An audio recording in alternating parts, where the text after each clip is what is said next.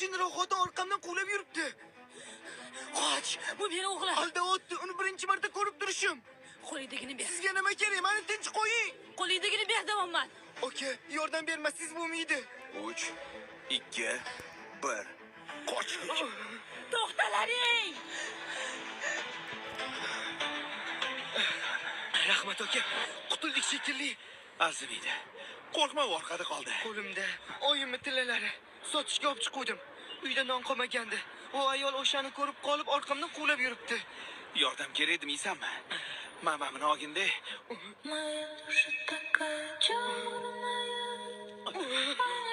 Ol oyog'ingni.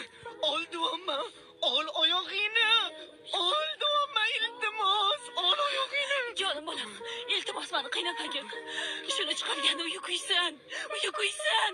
Eting narsami bersin? Nima qilasan buni? Deyapman, olib bermasang onammassan. Olib ber.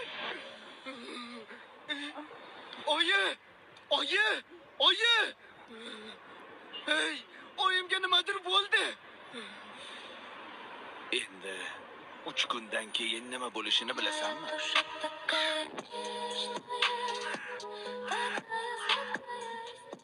Endi ozodsan.